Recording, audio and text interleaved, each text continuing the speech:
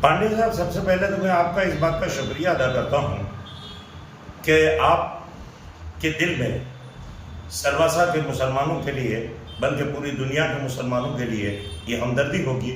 اور آپ ہر سال کی طرح ان سال بھی اس جانکاری کے لیے سلواسہ سنی جامع مسجد کے آفس میں تشریف لائے ہیں، اس جانکاری کے لیے کہ ان سال رمضان کس طرح 23 روزے گزرے ہیں۔ آج 23ویں روزے میں آئے، اور مجھے اس بات کی بہت خوشی ہے کہ ماشاءاللہ آپ کو بھی اس بات کی جانکاری ہے، اور آپ رمضان کے دن بھی یاد رکھتے ہیں، اور آپ کو یہ بھی معلوم ہے کہ آج 23واں روزہ ہے۔ یہ بہت بڑی بات ہے، اور یہ معلومات جو ہے یہ آپ کی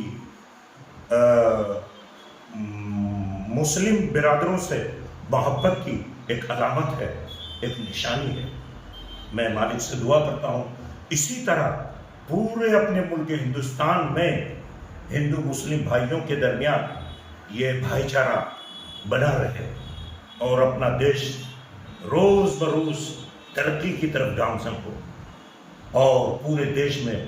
امن و امان قائم رہے۔ ظاہر بات ہے کہ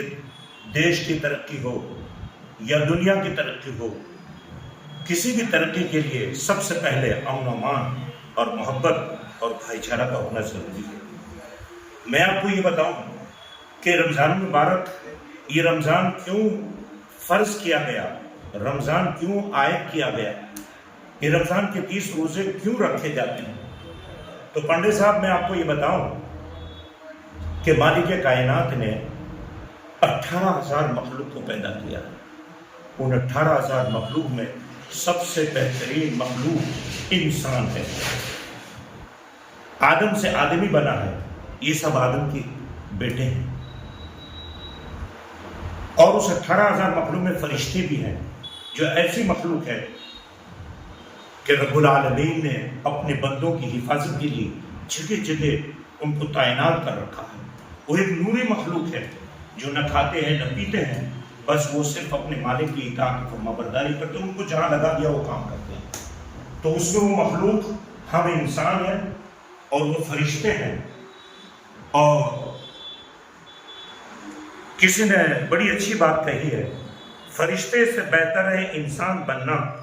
فرشتے سے بہتر ہے انسان بننا، مگر اس میں لگتی ہے محنت زیادہ۔ تو اسی لیے رمضان فرض کیا گیا، کمپلسری کیا گیا کہ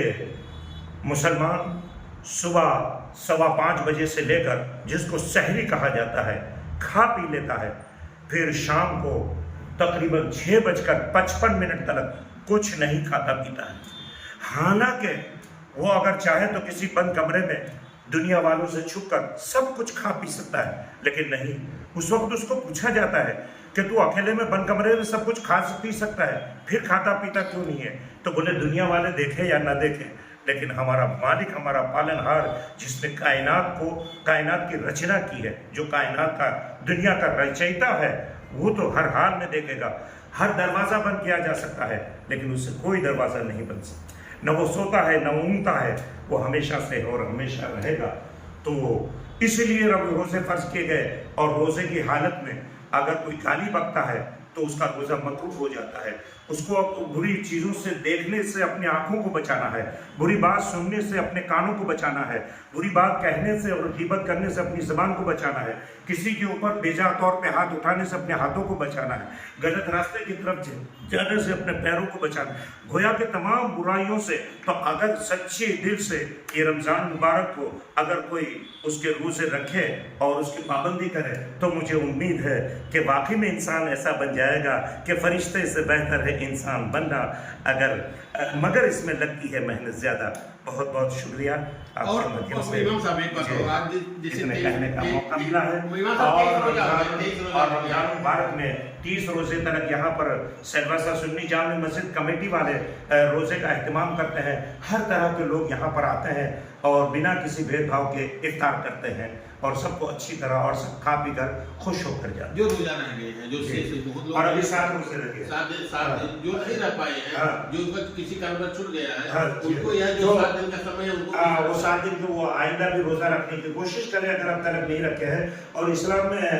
پانڈے صاحب آپ پوچھ رہے ہیں، بڑی اچھی بات ہے. تو اسلام میں ایسا ہے کہ اگر وہ رمضان کے روزے کسی وجہ سے نہیں رکھ سکا، کسی بھی ریزن سے، کسی بھی کارن سے، تو اس کو حکم دیا گیا کہ رمضان کے روزے اتنے کمپلسری ہے کہ اس کو آپ بعد میں جب آپ تندرست روانہ ہو جائے، اب فری ہو جائے، تو وہ روزے جو آپ رمضان میں نہیں رکھ سکے وہ بھی آپ کو بعد میں رکھنا ہے. اور اگر آپ روزہ رکھنے کی طاقت رکھنے کے باوجود بھی یہ قرآن کا مفہوم ہے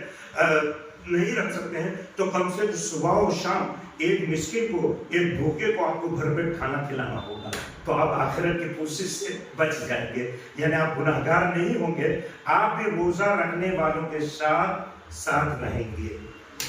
یہ تھے مولانا ابراہیم صاحب، جنہوں نے رمضان کے پاک مہینے کے وشے میں تمام مسلمان بھائیوں کے ساتھ ہر برادری کے لوگوں کو ایک نصیحت دیا، ایک میسج دیا، ایک سندیش دیا کہ پیار اور محبت کا مہینہ ہے،